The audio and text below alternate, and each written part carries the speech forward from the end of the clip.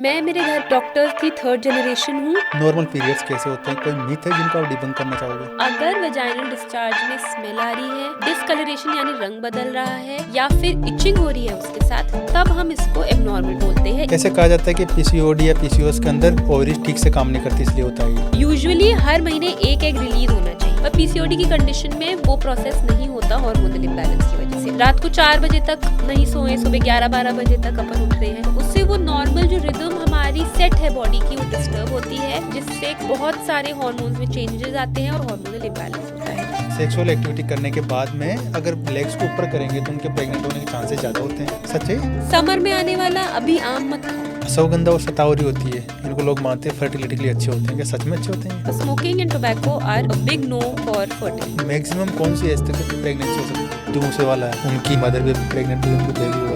आजकल साइंस इतनी आगे पहुंच गई है कि बच्चेदानी को भी मेडिसिन से तैयार किया जा सकता है, एग्स भी बन सकते हैं इंजेक्शन से। आईवीएफ या टेस्ट ट्यूब बेबी एक प्रोसीजर है जिसके अंदर फीमेल्स को थ्रू इंजेक्शन हम एग मैच्योर करवा के एग को रिट्रीव करते हैं। सर्वाइकल कैंसर की स्क्रीनिंग एक सिंपल पैप स्मीयर के टेस्ट से होती है, जो 21 साल के बाद हर लड़की को हर 3 साल में करवाना चाहिए। पेशेंट को कभी कभी लगता है कि मेरी तबीयत ठीक नहीं है, मुझे आज कुछ अच्छा नहीं लग रहा। अबॉर्शन किस कंडीशन में होता है? आजकल एक टर्म का भी सुन रहे हैं, DINK couple, double income no kids. इनके बारे में आपका क्या ख्याल है?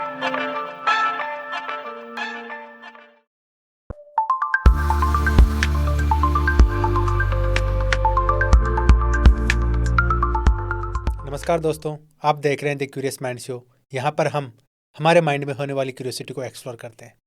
आज के एपिसोड में हमारे साथ एक गायनेकोलॉजिस्ट, उनका नाम है डॉक्टर सौम्या माथुर। आज हम उनसे समझेंगे पीरियड से लेकर प्रेगनेंसी तक, हार्मोन से लेकर मेनोपॉज तक होने वाली सभी समस्याओं के बारे में। तो चलिए उनका वेलकम करते हैं। Welcome to so ma'am. Thank you, मुझे यहाँ बुलाने के लिए आपको बहुत बहुत धन्यवाद। और मैं बहुत एक्साइटेड हूँ ये बात, इतना इम्पोर्टेंट टॉपिक आज डिस्कस करने के लिए। सबसे पहले तो हम आपसे जानना चाहेंगे, आपने डॉक्टर बनने का डिसीजन क्यों लिया? मैं मेरे घर पे डॉक्टर्स की थर्ड जनरेशन हूँ, तो बचपन से ही ये प्रोफेशन मेरे दिल के बहुत करीब था।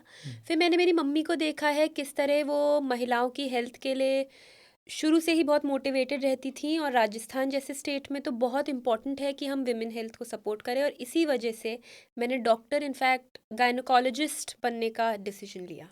हाँ, वो ऐसे होता है ना कि फैमिली एनवायरनमेंट ऐसे रहता है डॉक्टर्स का, तो खुद को भी डॉक्टर बनना होता है।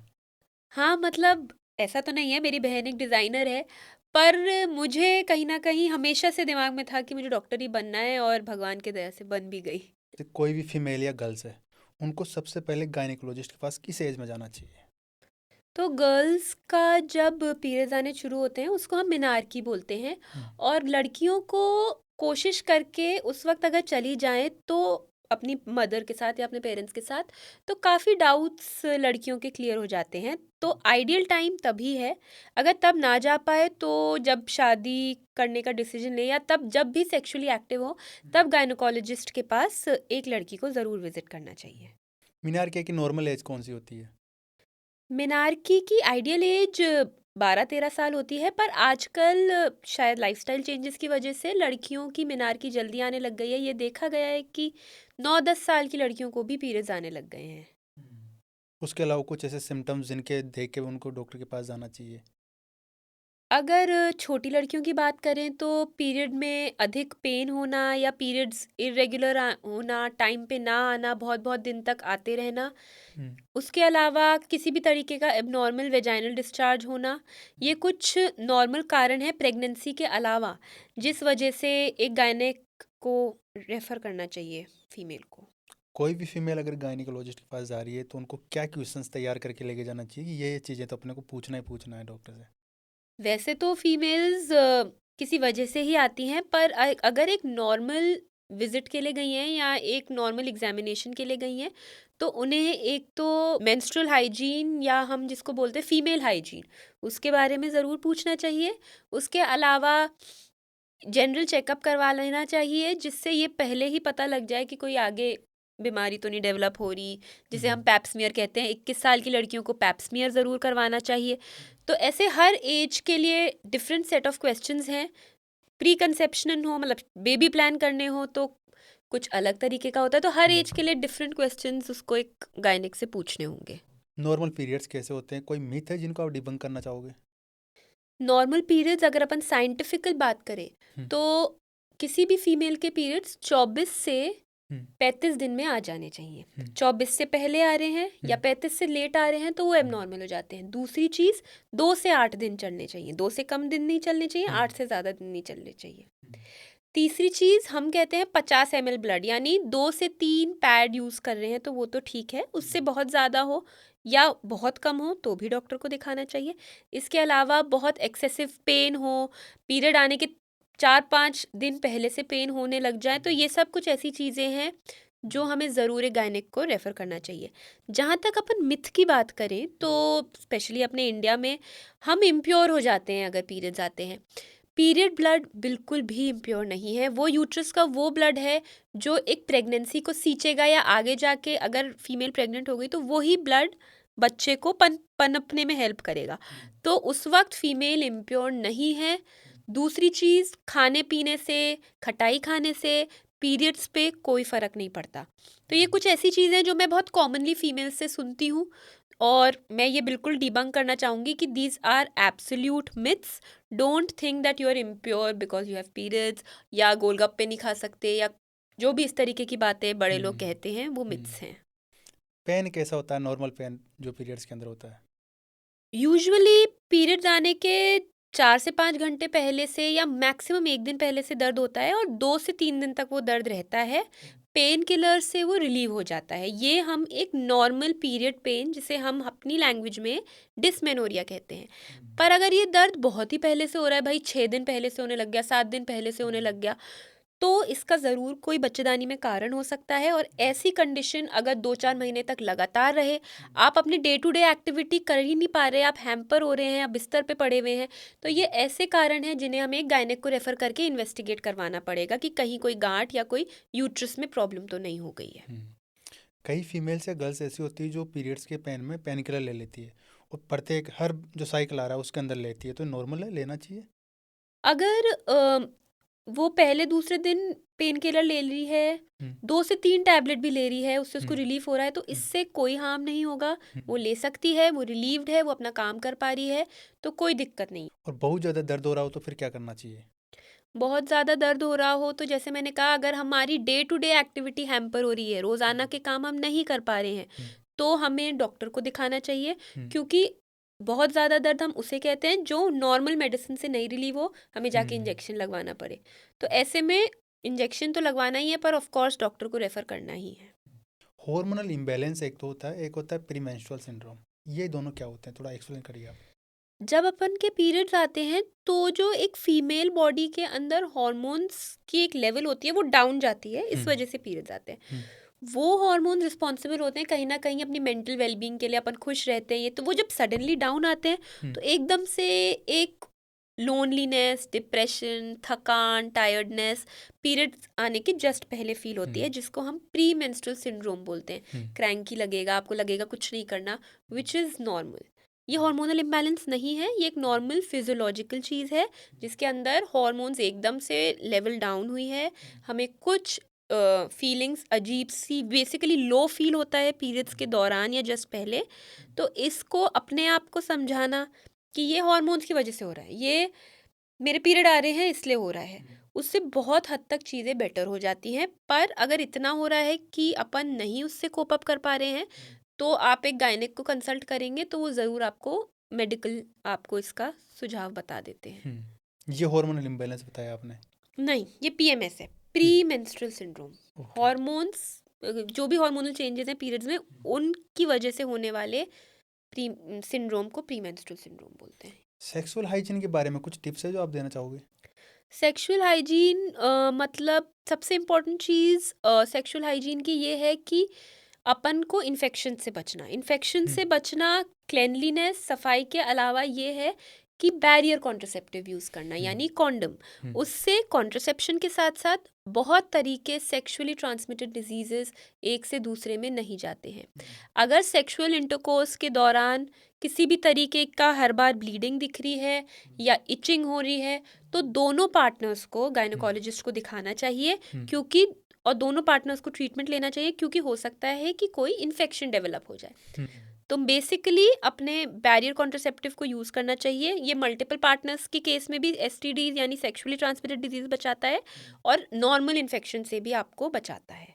ये तो आपने बताया जो सेक्सुअली एक्टिव है उनके लिए। हम्म जो सेक्सुअली एक्टिव नहीं है, जैसे गर्ल्स है, टीनेज गर्ल्स है, उनको टीनेज क्या यूज़ गर्ल्स, करना उसको चाहिए? मैं बोलूँगी मेंस्ट्रुअल हाइजीन या एक नॉर्मल हाइजीन हम्म। एक फीमेल को क्या मेंटेन करना चाहिए।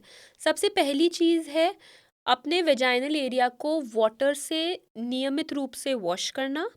नियमित रूप का ये मतलब होता है एक तो नहाने के दौरान वॉश करना और एक रात को सोने से पहले वॉश करना। दूसरी चीज़ ये है वॉश करने के बाद एक सूती कपड़े से ड्राई करना। ना वो कपड़ा सिंथेटिक होना चाहिए, ना आपका वो एरिया गीला रहना चाहिए। तीसरी चीज़ ये है आजकल इंटीमेट वॉशेस जो आ रहे हैं उनका बहुत ज़्यादा रोल नहीं है। सिंपल पानी से वॉश करने से भी बहुत चीज़ें मेंटेन हो जाती है। उसके अलावा पैड्स जो हम यूज़ कर रहे हैं वो कॉटन पैड्स यूज़ करना चाहिए, क्योंकि सिंथेटिक उस एरिया में आप अंडरवेयर्स भी यूज़ करें या पैड्स भी यूज़ करें उससे इन्फेक्शन डेवलप होने की चांसेस रहती हैं। लोअर्स भी आपको बिल्कुल कॉटन के पहनने चाहिए। तो ये कुछ टिप्स ऐसी हैं जो एक जनरल टिप्स हैं, उससे बहुत हद तक फीमेल हाइजीन मेंटेन हो जाता है। फंगल इन्फेक्शन कैसे पता चले कि उनको फंगल इन्फेक्शन हो रहा है? फंगल इन्फेक्शन का मोस्ट कॉमन सिम्टम होता है इचिंग। वजाइनल इचिंग होती है बहुत ज़्यादा, और कुछ केसेस में कर्ड वाइट डिस्चार्ज होता है, यानी बिल्कुल फटा हुआ दूध या दही जैसा डिस्चार्ज होता है। उस केस में हम मानते हैं कि हो सकता है फंगल इन्फेक्शन हो गया हो। ये इसका कारण वही है, आपने वॉश किया है या आपका नीचे वाला एरिया पीरियड्स के दौरान जैसे गीला रहता है, आपने क्लेनलीनेस नहीं मेंटेन करी है, तो फंगल इन्फेक्शंस डेवलप हो जाते हैं। बहुत ज़्यादा होने पे आपको गायनिक को दिखाना पड़ेगा। ये जो डिस्चार्ज है, ये जो मेंस्ट्रुअल डिस्चार्ज होता है, उसके अलावा एक्स्ट्रा डिस्चार्ज होता है तभी होता है ये? ऐसा नहीं है, वजाइनली जो 28 दिन होते हैं महीने में, और उसमें अलग अलग तरीके के डिस्चार्ज होते रहते हैं। पीरियड से जस्ट पहले थोड़ा डिस्चार्ज गाढ़ा होगा, पीरियड्स के बाद मतलब मिड साइकिल जब हमें ओव्यूलेशन होती है तब थोड़ा पतला हो जाएगा डिस्चार्ज। तो ये डिस्चार्ज बिल्कुल नॉर्मल है। अगर वजाइनल डिस्चार्ज में स्मेल आ रही है, डिसकलरेशन यानी रंग बदल रहा है, या फिर इचिंग हो रही है उसके साथ, तब हम इसको एबनॉर्मल बोलते हैं। इसके अलावा vaginal discharge is absolutely normal. Okay. और जो फीमेल्स में एक और प्रॉब्लम होती है वाइट डिस्चार्ज की, ये क्या होता है? वाइट डिस्चार्ज मैंने अभी कहा बिल्कुल नॉर्मल भी हो सकता है। फिजियोलॉजिकली वेजाइना में से कुछ कुछ सिक्रीशंस निकलती रहती हैं, क्योंकि ग्लैंड्स होते हैं जिसके सिक्रीशंस आते रहते हैं। वो कभी गाढ़े हो सकते हैं, कभी पतले हो सकते हैं, अकॉर्डिंग टू योर साइकिल। पर यदि उनमें स्मेल आ रही है या फिर उसके साथ इचिंग हो रही है, बर्निंग हो रही है, कुछ भी प्रॉब्लम हो रही है, तो ज़रूर वो इन्फेक्शन से एसोसिएटेड हो सकता है और आपको डॉक्टर को दिखाना चाहिए। ओके। एक बीमारी जो काफ़ी कॉमन है आजकल, पीसीओडी, ये क्या होता है?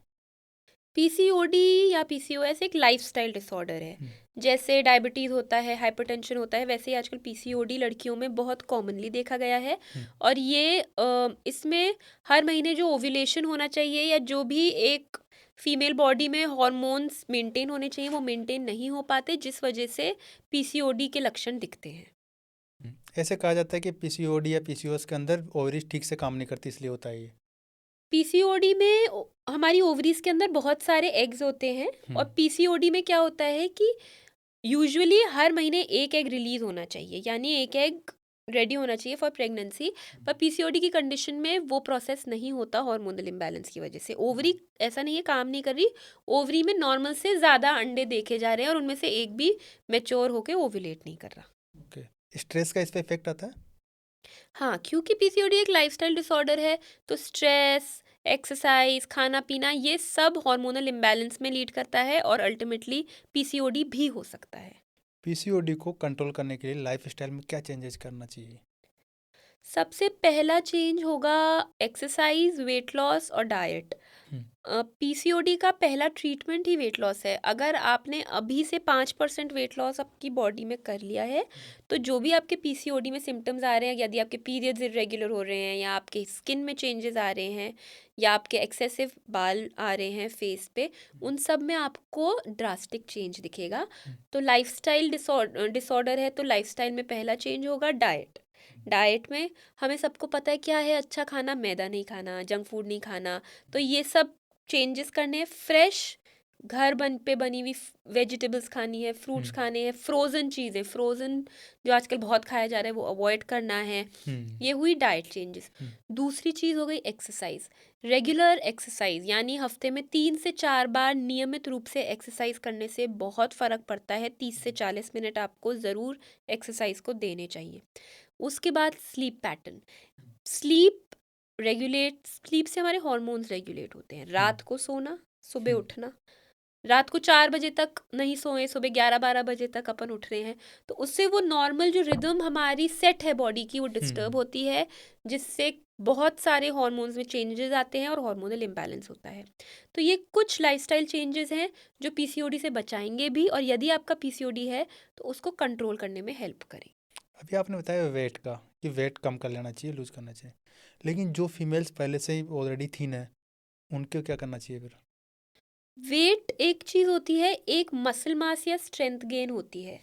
तो पीसीओडी में ये भी देखा गया है कि एक तो पहली चीज़ है आप थिन हो, पर हो सकता है आपका वेट बीएमआई के हिसाब से आइडियल वेट नहीं है। पहली चीज़ ये है। तो 5% ऑफ योर करंट वेट अगर आप लॉस करके देखेंगे, दिखने में थिन है पर क्या वो आइडियल वेट है ये ज़रूरी नहीं है। दूसरी चीज़ मसल गेन करना, जिससे फैट लॉस होगा। तो मैंने जैसे कहा, एक्सरसाइज से स्ट्रेंथ ट्रेनिंग करिए, स्ट्रेंथ ट्रेनिंग से मसल गेन होगी, उससे आपके लीन पीसीओएस में भी बहुत सुधार देखा गया। योगा का फर्क पड़ता है पीसीओएस में? योगा का फर्क पड़ेगा, जैसे मैंने कहा, किसी भी रूप की एक्सरसाइज हो, वॉक हो, योगा हो, जिम हो, जिस भी रूप से आप अपनी बॉडी को एक्टिव रखेंगे, आप रेगुलर एक्सरसाइज करेंगे, उसमें भले ही वो योगा हो, उससे ज़रूर आपके पीसीओएस के सिम्टम्स में चेंजेस आएंगे। लीन पीसीओएस क्या होता है?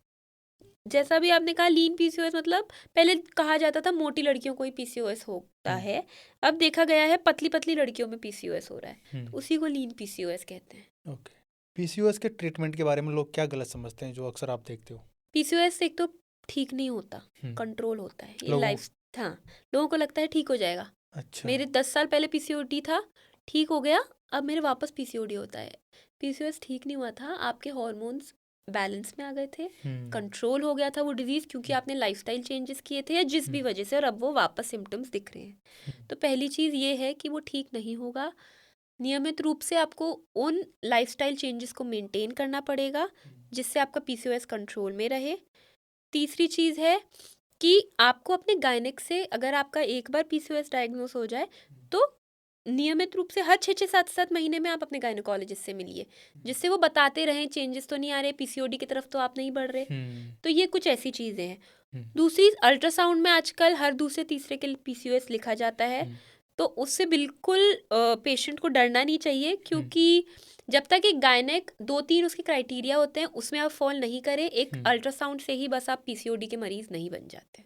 अच्छा, तो मतलब एक बार किसी में पीसीओडी या पीसीओएस हो गया तो कभी ठीक नहीं होगा? मतलब नहीं, कंट्रोल होगा पर फुल्ली ठीक कभी भी वो वापस सिम्टम्स आ जाएंगे, जैसे ही आपने अपने लाइफस्टाइल को ढीला छोड़ दिया या आपने अपनी जो भी हार्मोनल इम्बैलेंस जैसे ही आने लगा, वैसे ही आपका पीसीओएस के सिम्टम्स वापस दिखने लग सकते हैं। लाइफस्टाइल चेंजेस के अलावा पीसीओएस के क्या ट्रीटमेंट है? फर्स्ट लाइन ट्रीटमेंट जैसे मैंने बोला, लाइफस्टाइल चेंजेस। सेकंड होता है हार्मोनल पिल्स। हार्मोनल पिल्स से जो हार्मोन्स पीसीओएस में ऊपर नीचे हो रहे हैं उसको हम रेगुलेट करते हैं। यूजुअली हम ओरल कॉन्ट्रासेप्टिव पिल्स देते हैं, जो हम 2 से 6 महीने चला के देखते हैं, फिर अगर पेशेंट के उससे फ़ायदा आता है तो हम स्टॉप भी कर देते हैं। तो सेकंड ट्रीटमेंट ये होता है। और तीसरा होता है कुछ एंटीऑक्सीडेंट्स, कुछ इस तरीके की एक्स्ट्रा मेडिसिन होती हैं जिससे भी पीसीओएस में बहुत सुधार देखा गया है। तो ये मेडिकल ट्रीटमेंट होते हैं जिससे पीसीओएस इम्प्रूव हो जाता है। आजकल की मॉडर्न लाइफस्टाइल जो आप देखते हो अक्सर, उसकी वजह से कौन कौन सी बीमारियां हो रही है ज़्यादा? सबसे पहली चीज़, अगर अपन छोटी लड़कियों से देखें तो लाइफस्टाइल चेंजेस की वजह से ही देखा गया है पीरियड्स जल्दी आ रहे हैं। पीरियड्स जल्दी आने के अलावा पीरियड्स इरेगुलर हो रहे हैं, या अपन ने जैसे अभी बात करी पीसीओडी डेवलप हो रहा है। थोड़े और बड़े में जाएं अपन, यानी शादी के बाद जब वो फर्टिलिटी की तरफ जाती हैं तो इनफर्टिलिटी बहुत कॉमनली देखा जा रहा है, both men and women. Lifestyle changes की वजह से आदमियों की स्पर्म क्वालिटी, स्पर्म का नंबर कम होता है, जिस वजह से मेल इनफर्टिलिटी हो रही है। फीमेल्स की एग क्वालिटी उस पे इफेक्ट आता है। फीमेल स्मोक कर रही हैं आजकल, टोबैको कंजम्पशन इतना ज़्यादा है, लेट नाइट पार्टीज इतनी ज़्यादा हैं, उन सब वजहों से कहीं ना कहीं एग क्वालिटी सफ़र करती है। तो वो इनफर्टिलिटी के हमारे पास खूब पेशेंट्स आ रहे हैं। और अपन थोड़ी बड़ी फीमेल्स में देखें तो ये देखा गया है कि मीनोपॉज थोड़ा लेट होने लग गया है, फाइब्रॉइड्स डेवलप होने लग जाते हैं, क्योंकि उनमें भी लाइफस्टाइल चेंजेस हैं, खाना पीना सबका ऐसा है। तो डायबिटिक होती हैं, तो इरेगुलर ब्लीडिंग देखी गई है, फाइब्रॉइड देखे गए हैं। तो इसलिए हर विमेन में अलग अलग तरीके की चीज़ें देखी गई हैं, because there are lifestyle changes. अभी आपने मीनोपॉज की बात की, मीनोपॉज की आइडियल एज क्या होती है? इंडियन फीमेल्स का मीनोपॉज आ जाता है 45 से 50 ईयर्स के बीच में। ओके, तो ये इंडियन और अलग अलग कंट्रीज में डिफरेंट अलग होता है? है, क्यों? बिल्कुल अलग होता है। स्टडीज ने देखा है, जैसे बाहर की फीमेल्स आप देखोगे 35 साल की उम्र में भी आराम से प्रेग्नेंट हो जाएंगी, अच्छे उनके एग्स रहेंगे, सब है। पर अपनी इंडियन फीमेल्स में 30 के बाद एग क्वालिटी, एग नंबर सब कम हो रहा है। तो उसी वजह से अपनी फीमेल्स का थोड़ा जल्दी आ रहा है मीनोपॉज। तो ये इनको हम बोलते हैं कुछ डेमोग्राफिक चेंजेस होते हैं। ये हर जगह का एनवायरनमेंट, हर जगह की लोकेशन, हर जगह का खान पीन अलग है, और उस वजह से जो भी genetic changes over the years हुए हैं उनसे देखा गया है मीनोपॉज, ये सब हर डेमोग्राफिकली फीमेल्स में अलग अलग होता है। सर्काडियन रिदम डिसऑर्डर है, ये क्या होता है? मैंने अभी बोला सर्काडियन रिदम क्या होती है। सुबह अपन उठेंगे, रात को अपन सोएंगे, अपनी बॉडी की वो रिदम सेट होती है। रात में एक हार्मोन रिलीज होता है मेलेटोनिन। मेलेटोनिन सोने के बाद जब रिलीज होता है, बहुत चीज़ें रेगुलेट करता है, और कहीं ना कहीं अपने रिप्रोडक्टिव हार्मोन्स भी रेगुलेट करता है। तो सर्काडियन रिदम अगर डिसऑर्डर्ड हुई, जैसे आपने रात को लेट सोए, सुबह लेट उठे, जैसे मैंने अभी बोला, उससे वही हार्मोनल इम्बैलेंस हो गया। हमारे गायनिक में मोस्ट कॉमनली फिर हार्मोनल इम्बैलेंस की वजह से पीरियड्स इरेगुलर देखे गए हैं, या फिर फर्टिलिटी इश्यूज देखे गए हैं। तो सर्काडियन रिदम अगर हम सेट नहीं रखते तो कई पहलू हमारी हेल्थ के डिसऑर्डर की तरफ जाते हैं। फीमेल रिप्रोडक्टिव सिस्टम कैसे काम करता है? फीमेल रिप्रोडक्टिव सिस्टम में पहले हमें ये समझना पड़ेगा क्या क्या है। हमारे पास एक यूट्रस है, बच्चेदानी, ओवरीज हैं जहाँ एग्स का स्टोर है। बचपन से ही, जब से एक फीमेल माँ के पेट में थी तब से वो एग्स का स्टोर है। जब एक फीमेल मैच्योर होती है, जिसको मैंने कहा था मिनार की होती है, तो हार्मोन्स एक्टिव हो जाते हैं। हार्मोन्स एक्टिव होने के बाद हर महीने एक एग उस ओवरी में से मैच्योर होके रिलीज होता है। रिलीज होने के बाद बच्चेदानी रेडी हो जाती है कि हो सकता है इस महीने प्रेगनेंसी हो जाए। अगर वो प्रेगनेंसी नहीं होती तो जो भी बच्चेदानी ने अपनी तैयारी करी है, वो एक पतली सी लाइनिंग तैयार होती है, इसको हम एंडोमेट्रियम बोलते हैं। तो वो जो लाइनिंग तैयार होती है वो शेड हो जाती है, तो फीमेल के पीरियड्स आ जाते हैं। अब हम दूसरी चीज़ देखते हैं। अब प्रेगनेंसी हो गई, स्पर्म आया और वो जो एग रिलीज हुआ, वो दोनों मिले और एक एम्ब्रियो, जिसको जो आगे जाके बच्चा बनेगा, एम्ब्रियो बन जाता है ट्यूब्स में। बच्चेदानी से लगी हुई ट्यूब्स होती हैं, वो ट्यूब्स में एम्ब्रियो बनता है। एम्ब्रियो चलते चलते बच्चेदानी के अंदर आके चिपक जाता है, और धीरे धीरे करके फिर वो प्रेगनेंसी हो जाती है, और फिर वो बेबी डेवलप हो जाता है। तो ये दो मेन फीमेल रिप्रोडक्टिव ऑर्गन के फंक्शंस हैं। जो ओवरी है, जहाँ अंडों का स्टोरेज है, वहीं से सारे मेजरली फीमेल हार्मोन्स रिलीज होते हैं। तो मोटा मोटा फीमेल रिप्रोडक्टिव सिस्टम ऐसे काम करता है। पीरियड्स होंगे, पीरियड्स नहीं होंगे तो यूजुअली प्रेगनेंसी होगी। पीरियड्स में फीमेल को प्रेग्नेंट होने के लिए सबसे आइडियल डे कौन सा होता है? एक साइकिल होती है जिसे हम मेंस्ट्रुअल साइकिल बोलते हैं, उसके वो 28 दिन की करीब करीब होती है। शुरू के 5 दिन पीरियड्स आते हैं। जो पीरियड्स का पहला दिन होता है उसको मैं डे 1 बोलूँगी, और नॉर्मल 28 दिन की साइकिल में 14वें दिन पे ओव्यूलेशन, यानी वो अंडा जो मैं अभी बोल रही थी वो रिलीज होगा। तो प्रेग्नेंट होने का बेस्ट टाइम होगा 12वें से 15वें 16वें दिन के बीच में। अगर आप हस्बैंड से कांटेक्ट करते हैं तो प्रेग्नेंट होने की मैक्सिमम चांसेस हैं, क्योंकि एग की लाइफ होती है 24 आवर्स की और स्पर्म की लाइफ होती है 48 आवर्स की। तो इस हिसाब से हम ये बोलते हैं कि 12वें से 16वें दिन तक आप कांटेक्ट करें हस्बैंड से तो प्रेग्नेंट हो सकते हैं। उसको फर्टिलिटी पीरियड बोलते हैं। ट्विंस होने के चांसेस कैसे होते हैं? कि किसी के ट्विंस होते हैं, किसी के सिंगल बेबी होता है, ये कैसे होता है इसे? ट्विंस क्यों होंगे? क्योंकि जो हर महीने एक अंडा निकल रहा था वो by nature's choice 2 egg release हो गए एक साथ। जब हस्बैंड और वाइफ में सेक्सुअल कांटेक्ट होता है तो मिलियंस ऑफ स्पर्म्स रिलीज होते हैं। तो उन 2 एग को अगर 2 स्पर्म ने फर्टिलाइज कर दिया तो 2 बच्चे बन गए, जो दोनों ही डेवलप हो गए, बच्चेदानी से आके चिपक गए, तो वो ट्विंस के तरह से डेवलप हो जाते हैं। तो इसी तरीके से ट्विंस हो जाते हैं। अच्छा, तो एक स्पर्म से 2 एग जब मिलते हैं 2 तभी हो स्पर्म सकते से हैं? 2 एग मिल गए। अच्छा, एक से नहीं होंगे? एक से नहीं होगा, ओके। 2 स्पर्म से। एक और तरीका होता है हम्म, जो थोड़ा कम चांसेस होती है, एक स्पर्म से एक एग बना, बच्चा तो एक ही बना था, पर वो जो एक बना था वो 2 में डिवाइड हो गया। अच्छा। ये भी एक कारण होता है, पर मोस्ट कॉमनली 2 एग और 2 स्पर्म मिलके ट्विंस वो करते हैं। कई ट्विंस ऐसे होते हैं जो दिखने में सेम होते हैं, कई दिखने में सेम नहीं होते। यूजुअली जो एक एम्ब्रियो बना था उस वो जब 2 में डिवाइड हुआ तो जिसको हम आइडेंटिकल ट्विंस बोलते हैं, हमारी भाषा में हम मोनोजाइगोटिक बोलते हैं, तो वो यूजुअली एक जैसे दिखते हैं। जो अलग अलग बने, अलग ही अंडे थे, तो वो एक तरीके से 2 अलग अलग प्रेगनेंसीज चल रही हैं कि बच्चेदानी में, तो वो ट्विंस थोड़े अलग दिखते हैं। कई फीमेल्स में एक चीज़ रहती है कि उनको ऐसा लगता है कि जैसे सेक्सुअल एक्टिविटी करने के बाद में अगर लेग्स को ऊपर करेंगे तो उनके प्रेग्नेंट होने के चांसेस ज़्यादा होते हैं, सच है?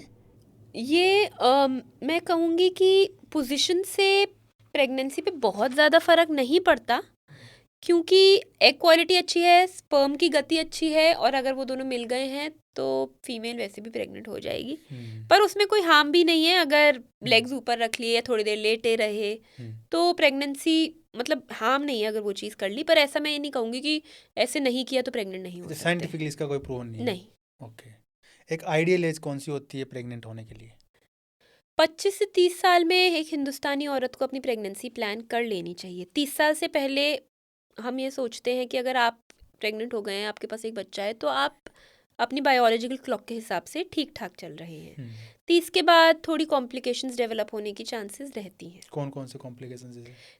पहली चीज़ है 30 साल के बाद मेल और फीमेल दोनों, फीमेल एग की क्वालिटी नंबर कम हो जाता है, स्पर्म्स में भी थोड़ा थोड़ा फ़र्क आने लग जाता है, तो जो पहली बात है फर्टिलाइजेशन होना, प्रेग्नेंट होना, वो ही मुश्किल हो जाता है। दूसरी बात है हो गए प्रेग्नेंट तो अबॉर्शन होने की चांसेस ज़्यादा रहती है। तीसरी बात है प्रेगनेंसी भी चल गई, अबॉर्शन भी नहीं हुआ, चौथे 5वें महीने तक भी पहुंच गए, तो जो प्रेगनेंसी वाली कॉम्प्लिकेशंस हैं, यानी डायबिटीज़ होना, ब्लड प्रेशर बढ़ना, जिसको हम प्री एक्लेम्शिया बोलते हैं, इन सब की चांसेस एल्डरली प्राइमी ग्रेविडा यानी 30 इयर्स के बाद जो पहली बार प्रेग्नेंट हुई है उनमें ज़्यादा रहती है। फिर डिलीवरी में भी कॉम्प्लिकेशंस होने की चांसेस ज़्यादा हैं, डिलीवरी के बाद पोस्टपार्टम भी कॉम्प्लिकेशंस होने की चांसेस ज़्यादा हैं।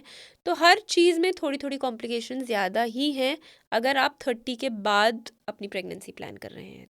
ऐसा भी है क्या जैसे प्रेगनेंसी 30 के बाद हो रही है तो उसके बाद बेबी अगर हो रहा है तो उसमें या मदर में किसी में एबनॉर्मल होने के चांसेस है? अगर 30 के बाद आप प्रेग्नेंट हो रहे हैं तो अगर बेबी एबनॉर्मल होने की ज़रूर चांसेस है, मदर में तो खुद में कॉम्प्लिकेशन होने की चांसेस हैं, पर बेबी एबनॉर्मल हो सकता है क्योंकि एग की क्वालिटी ख़राब होती है। जेनेटिक एबनॉर्मलिटी एग और स्पर्म दोनों में हो सकती है, तो बेबी या फिर तो एबॉर्ट हो जाएगा अगर एबनॉर्मल है तो, या फिर आगे जाके किसी तरीके की कॉन्जेनाइटल एनॉमली डेवलप होने की चांसेस ज़्यादा होती हैं एल्डर फीमेल्स में। फर्टिलिटी के लिए बेस्ट डाइट कौन सी होती है? फर्टिलिटी के लिए हम कहते हैं पहली चीज़ है fresh fruits and vegetables. Winters में अगर साग आ रही है, मूली आ रही है, गाजर आ रही है, तो आप विंटर की सब्जियां खाएं। समर में आने वाला अभी आम मत खाओ, क्योंकि वो कहीं ना कहीं नेचुरल नहीं है, कुछ ना कुछ उसमें करा गया है जिस वजह से आपके पास अभी आम आ रहा है या अभी वाटरमेलन आ रहा है। तो पहले ये बहुत सिंपल सी चीज़ है, फ्रेश फ्रूट्स एंड वेजिटेबल्स। तो इसका मतलब है फ्रोज़न नहीं खाना है, जो अभी सीजनल है वो ही खाना है। दूसरी चीज़ है फर्टिलिटी में एंटीऑक्सीडेंट्स का बहुत बड़ा रोल है, तो जो आजकल सीड्स आ रहे हैं, चिया सीड्स, फ्लैक्स सीड्स, उनको एक मुट्ठी बोथ मेल एंड फीमेल्स को ज़रूर खानी चाहिए। और जो फ्रूट्स हैं वो 2 अलग अलग रंग के आप फ्रूट खाओ, तो बड़े अलग अलग तरीके के एंटीऑक्सीडेंट्स आपकी बॉडी को मिल जाते हैं उस कंडीशन में। जो अश्वगंधा और शतावरी होती है इनको लोग मानते हैं फर्टिलिटी के लिए अच्छे होते हैं, क्या सच में अच्छे होते हैं ये मेरे ख्याल से आयुर्वेदिक मेडिसिन है जिसको हम ऑल्टरनेटिव मेडिसिन मानते हैं, तो इस पे बहुत ज़्यादा साइंटिफिक मैं कमेंट कर नहीं पाऊंगी, पर तो इसलिए मुझे ये नहीं पता कि ये कितना हेल्प करेंगे फर्टिलिटी में। और स्मोकिंग और एल्कोहल? स्मोकिंग और अल्कोहल बहुत बड़े नो हैं अगर आप प्रेग्नेंट होना चाह रहे हैं या आप एक हेल्दी लाइफस्टाइल, क्योंकि फीमेल्स की बात करें, टोबैको और स्मोकिंग से एग की क्वालिटी ड्रास्टिकली ख़राब हो जाती है। अंडे आपके या फिर तो बिल्कुल ही कम हो जाएंगे ओवरी के अंदर, या फिर जो भी बचेंगे वो उनकी क्वालिटी इतनी गंदी होगी कि आपको प्रेग्नेंट होने में बहुत दिक्कत आएगी। अल्कोहल उतना इफ़ेक्ट नहीं करता, बट ऑफ कोर्स अल्कोहल की भी इफ़ेक्ट्स ख़राब हैं। जब हम मेल्स की बात करते हैं, स्मोकिंग, टोबैको में जो स्पर्म की क्वालिटी है, स्पर्म में गति होनी चाहिए तभी प्रेगनेंसी हो पाएगी, तो उनकी क्वालिटी बिल्कुल ख़राब हो जाती है। स्पर्म में मोटिलिटी बिल्कुल कम हो जाती है। तो इसलिए आदमियों को भी हम बोलते हैं स्मोकिंग बिल्कुल बंद कर दीजिए अगर आप प्रेगनेंसी प्लान कर रहे हैं। विमेन को भी हम स्मोकिंग के लिए बिल्कुल मना करते हैं। अगर आप अल्कोहलिक हैं तो आप धीरे धीरे करके अल्कोहल कंजम्पशन कम कर दीजिए। पर smoking and tobacco are a big no for fertility. जैसे आपने बताया कि 25 to 30 बेस्ट एज होती है, आइडियल एज होती है, तो मैक्सिमम कौन सी एज तक प्रेगनेंसी हो सकती है? मैक्सिमम जब तक पीरियड्स आ रहे हैं तब तक फीमेल प्रेग्नेंट हो सकती है। अच्छा, तो 45 to 50 तक हो 45 सकती से है। 50 तक की भी हो सकती हैं, पर जैसा मैंने कहा कॉम्प्लिकेशंस बढ़ेंगी, बहुत और चीज़ें बढ़ेंगी, बच्चा अब नॉर्मल होगा, वो सब अलग चीज़ें हैं। पर अगर आप नॉर्मल बात करें तो जब तक पीरियड्स आ रहे हैं तब तक फीमेल प्रेग्नेंट होने की संभावना है। लेकिन ऐसे सुनते हैं कई बार कि जैसे पीरियड्स बंद होने के बाद 50 की एज के बाद में भी कई लोग प्रेग्नेंट होते हैं। वो कैसे होते हैं? जैसे अभी रिसेंटली सिद्धू मूसेवाला है, उनकी मदर बेबी प्रेग्नेंट हुई, उनकी बेबी हुआ है। तो यहाँ टेस्ट ट्यूब बेबी या आईवीएफ का रोल आता है। हम्म। आजकल साइंस इतनी आगे पहुंच गई है कि बच्चेदानी को भी मेडिसिन से तैयार किया जा सकता है, एग्स भी बन सकते हैं इंजेक्शन से, और जो एम्ब्रियो हम आईवीएफ के द्वारा बनाते हैं वो बच्चेदानी तैयार करके अगर रख दें तो 50, 60, 65 सब साल की फीमेल्स हो सकती हैं। पर हमारे आईवीएफ की लॉ आ चुकी है, तो 45 प्लस फीमेल्स अपने यहाँ अलाउड नहीं है to get pregnant through IVF also, it's not allowed. पहले से किसी में कई सारी बीमारियां होती है, जैसे डायबिटीज़ हो गई, तो इनसे प्रेगनेंसी में कॉम्प्लिकेशंस आते हैं कुछ? हाँ, हाई शुगर से सबसे पहला कॉम्प्लिकेशन है अबॉर्शन। हम्म। अगर शुगर अनकंट्रोल्ड है तो अबॉर्शन की बहुत ज़्यादा चांसेस हैं, दूसरे तीसरे महीने में ही बेबी अबॉर्ट हो जाएगा। अगर वो नहीं हुआ तो बच्चे में कॉन्जेनाइटल एनॉमली यानी जन्मजात विकृति होने की चांसेस होती है।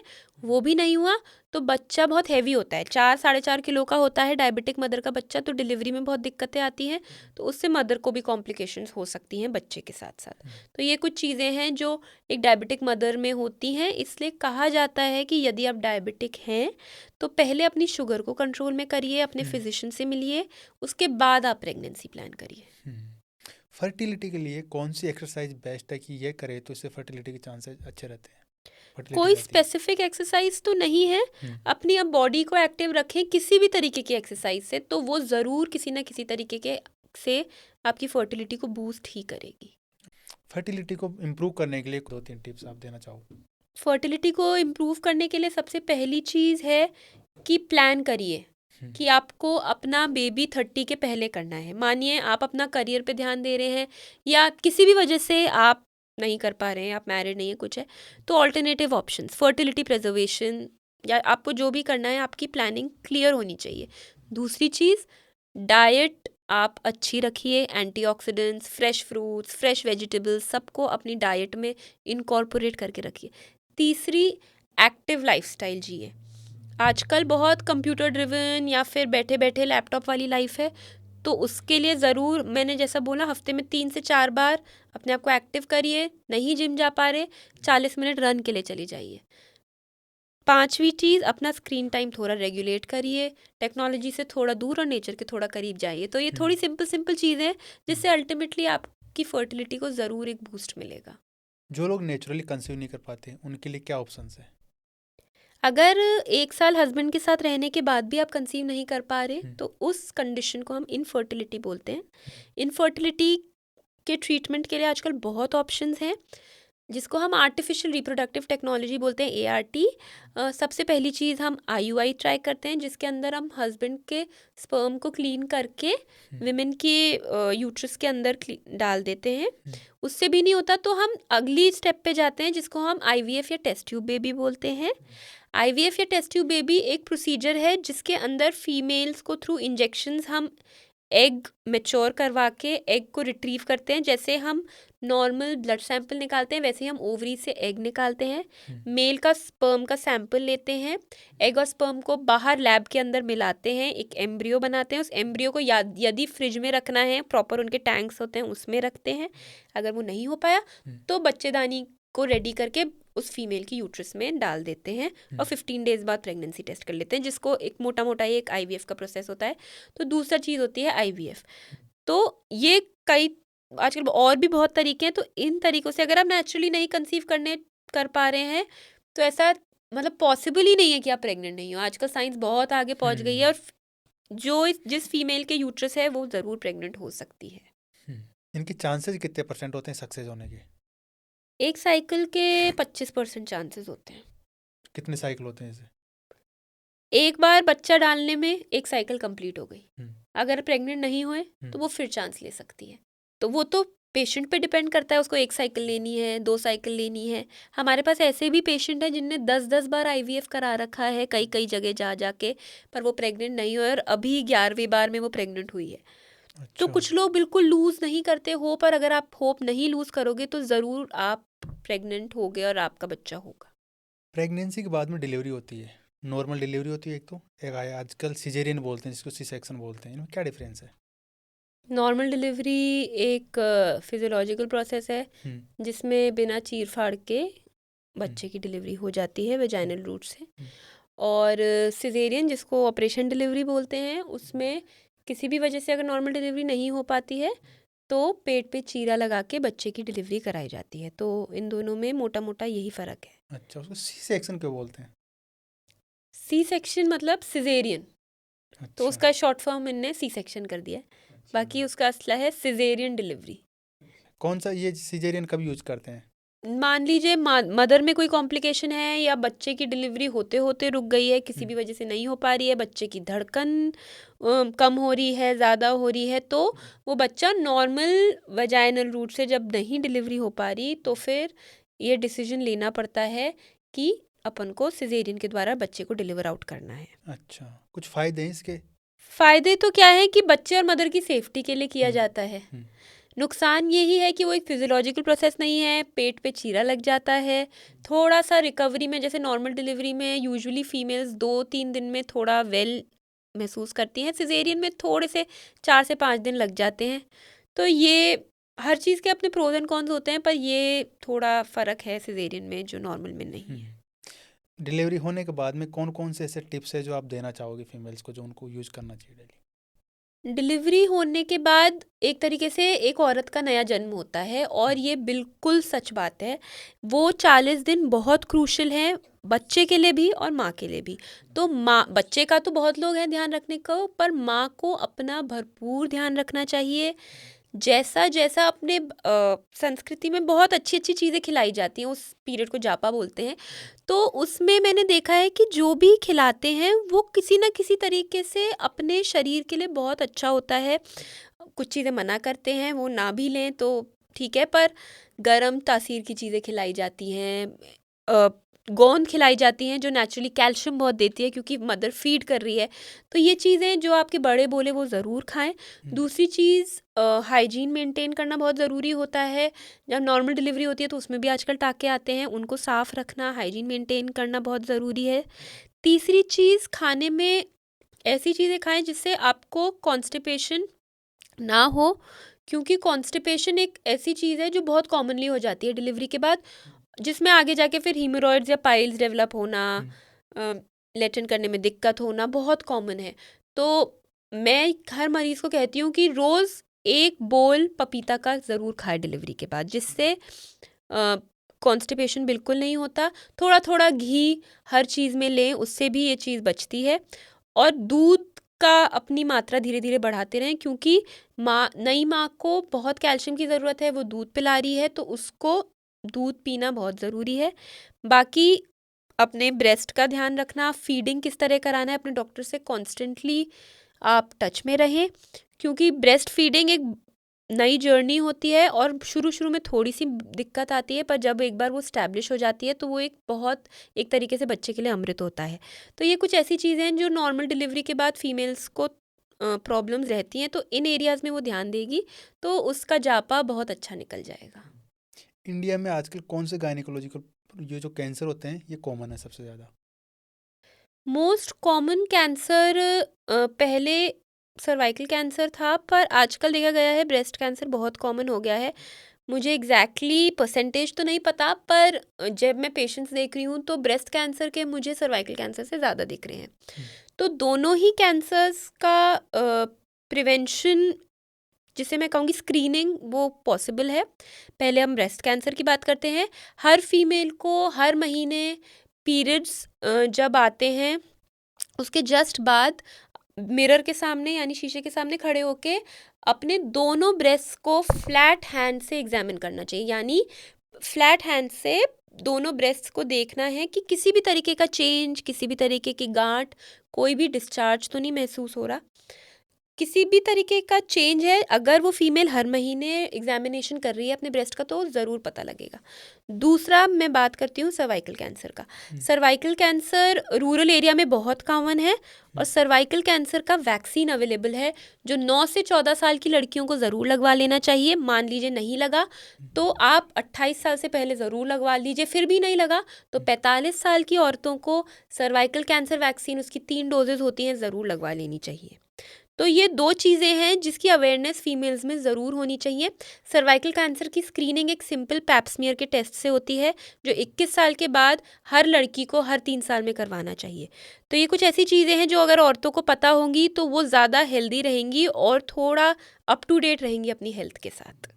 सर्वाइकल कैंसर के कुछ सिम्टम्स होते हैं जिनसे पता चल सके कि ये सर्वाइकल कैंसर है? सर्वाइकल कैंसर का मोस्ट कॉमन सिम्टम है इरेगुलर ब्लीडिंग या post coital bleeding. Post coital मतलब जब आप हस्बैंड के साथ, अपने पार्टनर के साथ सेक्सुअल कांटेक्ट करेंगे तो किसी ना किसी तरीके का ब्राउनिश या रेडिश डिस्चार्ज या ब्लीडिंग है, वो सबसे पहला सिम्टम रहता है सर्वाइकल कैंसर का।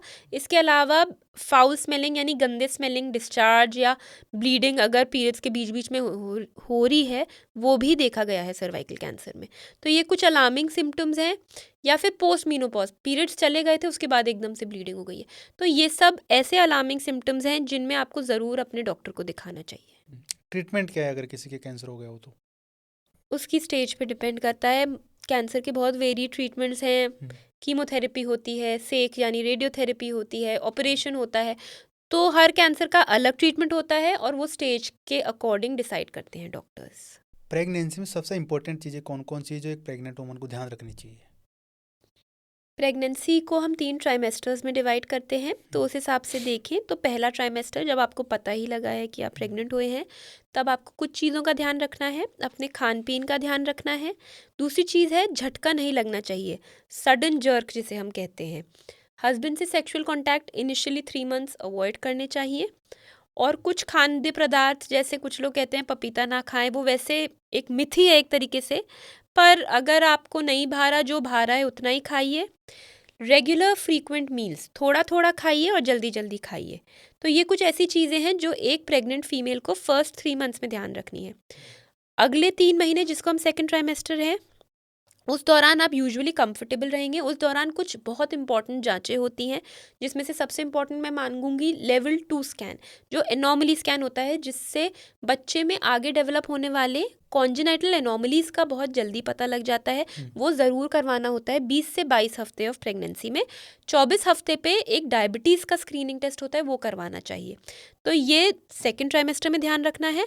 थर्ड ट्राइमेस्टर में जैसे जैसे आप डिलीवरी की ओर बढ़ रहे हैं, अपने आप को एक्टिव रखिए, एक्सरसाइज करिए, अपना डाइट का ध्यान रखिए। इसी दौरान कॉन्स्टिपेशन डेवलप होता है तो कॉन्स्टिपेशन अवॉइड करिए और अपने ब्रीदिंग पे थोड़ा ध्यान दीजिए। ब्रीदिंग कंट्रोल एक्सरसाइजेस करिए जो आपको नॉर्मल डिलीवरी के जब दर्द आते हैं उस दौरान बहुत हेल्प करते हैं। तो ये अलग अलग ट्राइमेस्टर्स में ऐसी चीज़ें हैं जो एक फ़ीमेल को ध्यान रखनी चाहिए। ऐसे कौन से वार्निंग साइन है जो अगर हो रहे हो तो उनको तुरंत कंसल्ट करना चाहिए डॉक्टर से?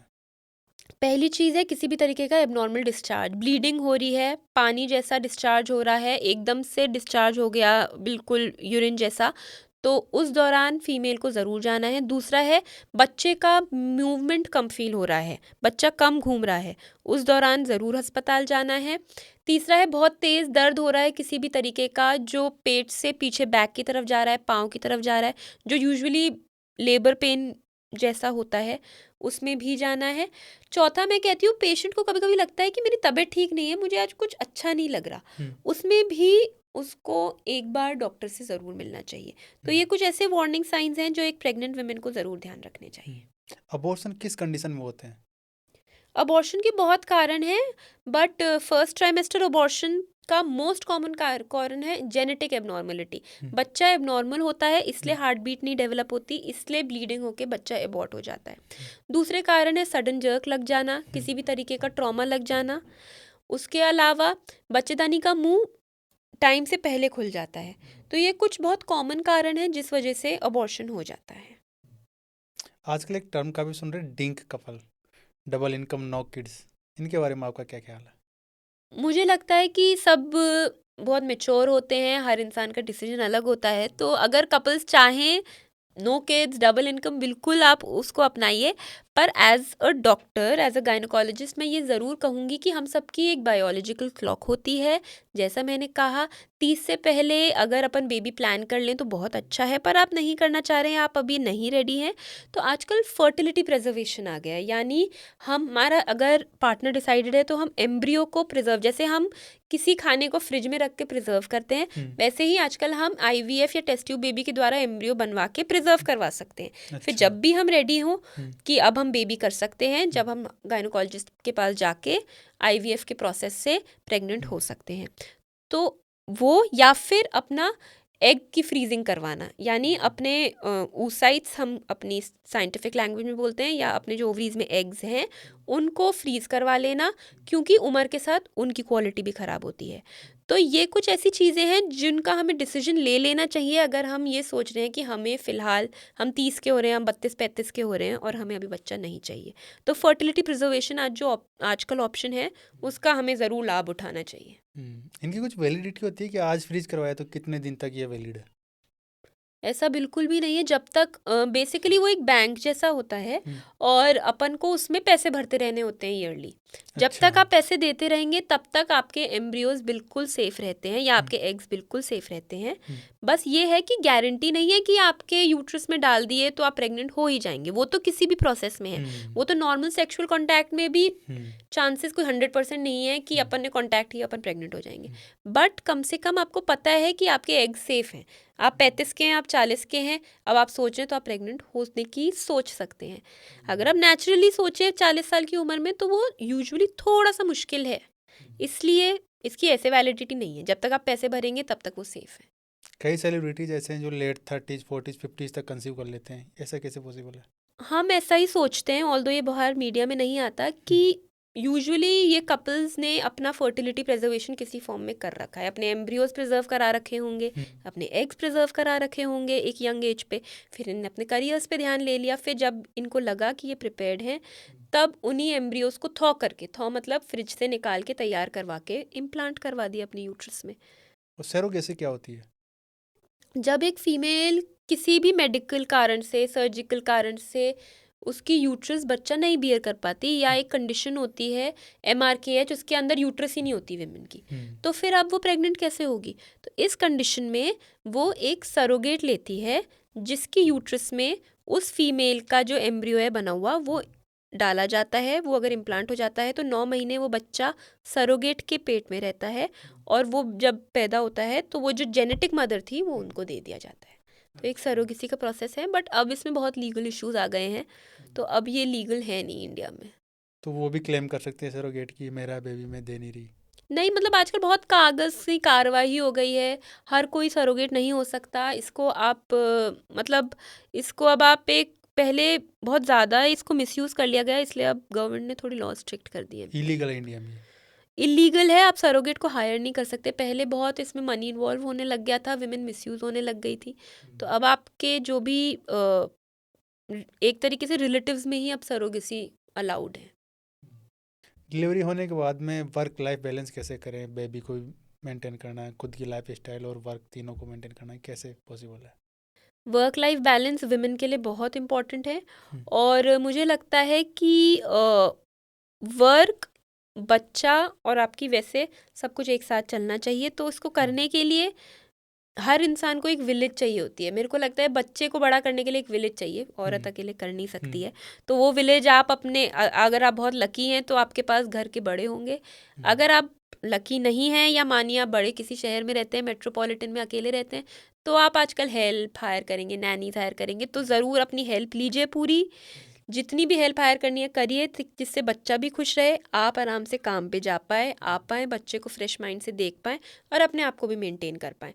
सो हायर हेल्प, टेक हेल्प, जिस भी चीज़ में हेल्प लेनी है विमेन को specially, they should take help.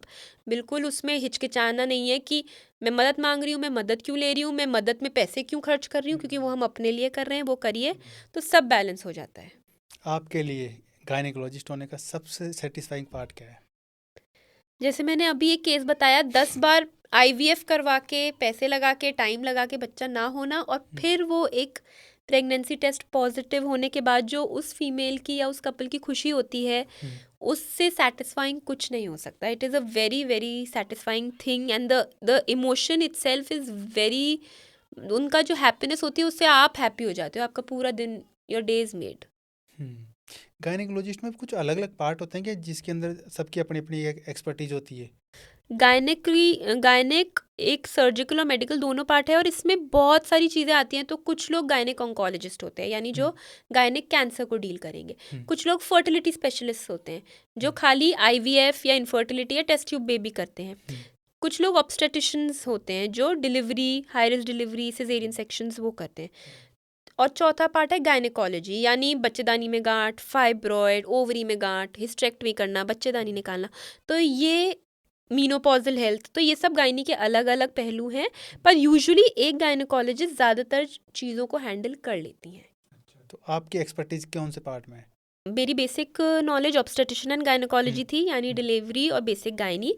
उसके बाद मैंने अपनी fertility specialist, as a fertility specialist training करी, और क्योंकि मेरी मदर बहुत साल से फर्टिलिटी प्रैक्टिस कर रही हैं, तो उनके अंडर मैंने काम करके अब मैं एक फर्टिलिटी स्पेशलिस्ट जैसे काम करती हूँ, यानी जो बच्चे कंसीव नहीं कर पाते उनको हेल्प करती हूँ टू गेट प्रेग्नेंट।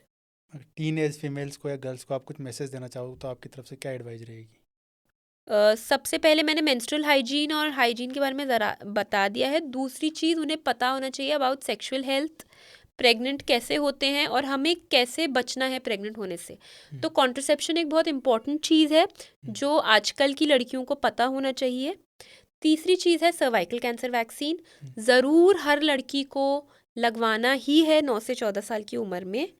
तो ये 2-3 चीज़ें हैं जो मैं एक टीनेज लड़की को या एडोलेसेंट लड़की को बताना चाहूँगी। इस पॉडकास्ट के माध्यम से अगर आप सभी फीमेल्स को कुछ मैसेज देना चाहो लाइफस्टाइल सुधारने के लिए, तो क्या मैसेज रहेगा आपकी तरफ से? मुझे लगता है फीमेल्स को खुद पे ध्यान देना है, दिन का 1 घंटा खुद के लिए निकालना है। आपको रनिंग करनी है, आपको जिम करना है, आपको खाना बनाना है, आपको गाने सुनने हैं, आपको कुछ भी करना है, अपने लिए 1 घंटा दीजिए, क्योंकि औरतें बस दूसरों के लिए करती हैं। ये मेरा in general, as not as a gynaecologist, but in general मैंने देखा है। तो फीमेल जब खुद के लिए करने लग जाएंगी तब सब कुछ अच्छा हो जाएगा, और वो हैप्पी रहेंगी और दूसरों में भी हैप्पीनेस फैला पाएंगी। एक गायनेकोलॉजिस्ट की सुबह से लेकर शाम तक की लाइफ कैसी होती है? एक गायनेकोलॉजिस्ट की सुबह से लेके शाम लाइफ बहुत हैफेजर्ड और बहुत बिजी होती है, क्योंकि उनकी रात भी नहीं रुकती, क्योंकि रात में भी डिलीवरियां आ जाती हैं। उसके बाद सुबह वो अपना घर का जो भी काम निपटू के, जो एक हर गृहिणी करती है, किसी तरीके से हॉस्पिटल पहुंचती है। हॉस्पिटल में OPD होता है, उसके अलावा हो सकता है एक डिलीवरी पेशेंट वेट कर रही हो, उसके अलावा हो सकता है एक प्लान्ड ऑपरेशन हो, वो देखती है। फिर वो फिर अपने बच्चों के साथ अगर समय बिता पाती है, जैसे मैं कोशिश करती हूँ, वो बिताती है। फिर उसके बाद शाम को फिर हो सकता है OPD में पेशेंट हो या उसको अपने लिए कुछ करना हो, फिर वो करती है। तो किसी तरीके से भाग दौड़ कर 7 से 8 बजे वो घर पहुँचती है, और अगर सब ठीक रहे तो वो रात को सो पाती है, नहीं तो फिर वो डिलीवरी करवाने के लिए अस्पताल पहुँच जाती है। थैंक यू मैम, आपसे हमारे अपना वैल्यूबल टाइम दिया उसके लिए बहुत बहुत धन्यवाद आपका। थैंक यू, आपने मुझे बुलाया।